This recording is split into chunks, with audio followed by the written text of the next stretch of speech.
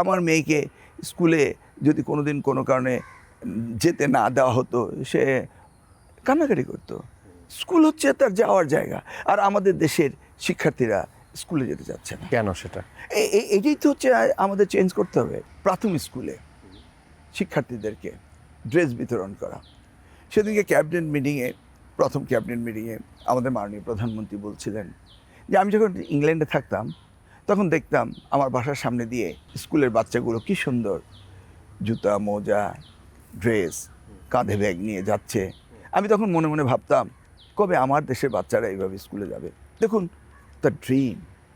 এবং তিনি প্রথম ক্যাবিনেট মিটিংয়ে বলেছেন বাচ্চাদের ড্রেসের ব্যবস্থা করতে হবে।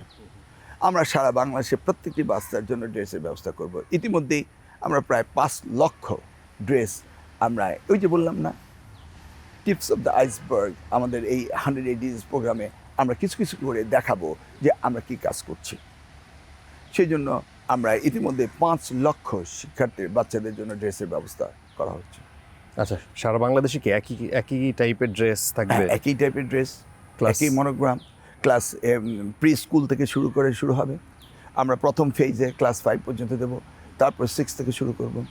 আচ্ছা, পাঠ্যপুস্তকের কারিকুলাম আমরা পরিবর্তন শুরু করেছি। একসাথে তো করা সম্ভব না, আস্তে আস্তে আমরা এগুলোকে করব।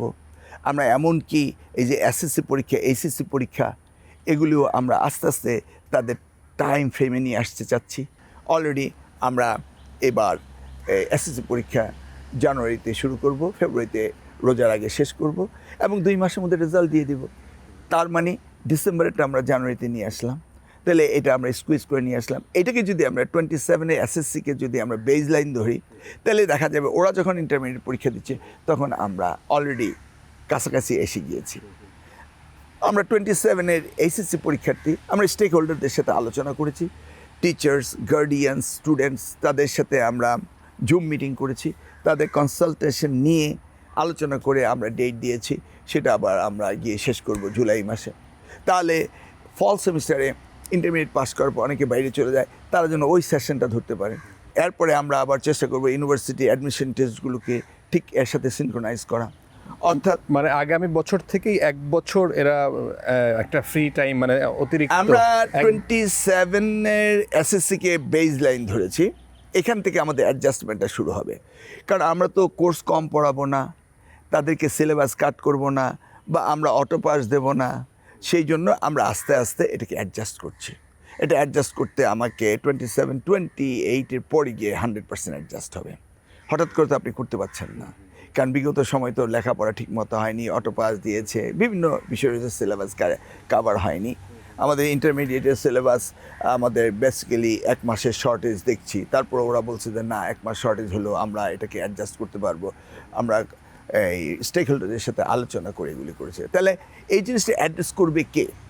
এই যে আমাদের ডেমোগ্রাফিক ডিভিডেন্ড পে করার যে সময় 2041 আমাদের ডেমোগ্রাফিক ডিভিডেন্ড পে করা শেষ হয়ে যাবে, তাহলে এই যে ন্যাশনাল বার্ডেন হবে, এর আগে কি আমাদের এই ব্যাপারে চেষ্টা করতে হবে না?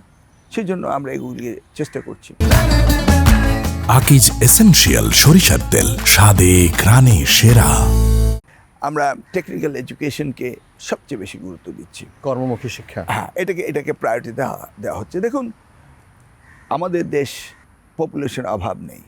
আমাদের দেশে মোর people are taking birth, less people are dyeing. বেশি লোক জন্মগ্রহণ করছে, কম লোক মারা যাচ্ছে। আর দেখুন, develop nearly 30 nation, more people are dying, less people are taking birth, তাদের ডিক্লাইনিং পপুলেশন। সো এই যে আমাদের পপুলেশন বাড়ছে, ওদের ডিক্লাইন হচ্ছে। So it is advantage on us. আল্লাহ রাব্বুল আলামিন আশরাফুল মুখলুকাত হিসেবে আমাদের বানিয়েছেন। প্রত্যেকের গর্দানে যে মগজ রয়েছে ইটস ইকুয়াল। আমেরিকার একটি স্টুডেন্টের মাথায় যে ব্রেইন রয়েছে, আমাদের একটা স্টুডেন্টের মাথায় যে ব্রেইন রয়েছে, ইটস ইকুয়াল। কারণ আল্লাহ তো এই ডিসক্রিমিনেশন করে না, কিন্তু ডিসক্রিমিনেশন করছি আমরা সরকার, আমরা রাজনীতিবিদ, আমরা করছি। কারণ আমরা প্রপারলি তাদের নার্সিং করছি না, সেই জন্যই তো আমাদের ছেলের পিছিয়ে আছে। তাহলে আমাদেরকে ইনিশিয়েটিভ নিতে হবে। Duty lies on us, not the students. আপনি স্টুডেন্টদেরকে ধমক দিয়ে তাদেরকে আগে যেমন বেত মারা হতো, সেই বেত মেরে তো আপনি লেখাপড়া শেখাতে হবে। তাদেরকে সিস্টেম ডেভেলপ করতে হবে। যেমন আমাদের আনন্দমুখী শিক্ষা, আপনি দেখুন উন্নত বিশ্বে লেখাপড়া কি চাপিয়ে দেওয়া হয়? আমার মেয়েকে স্কুলে যদি কোনো দিন কোনো কারণে যেতে না দেওয়া হতো, সে কান্নাকাটি করতো। স্কুল হচ্ছে তার যাওয়ার জায়গা, আর আমাদের দেশের শিক্ষার্থীরা স্কুলে যেতে চাচ্ছে না। কেন সেটা? এটাই তো হচ্ছে আমাদের চেঞ্জ করতে হবে।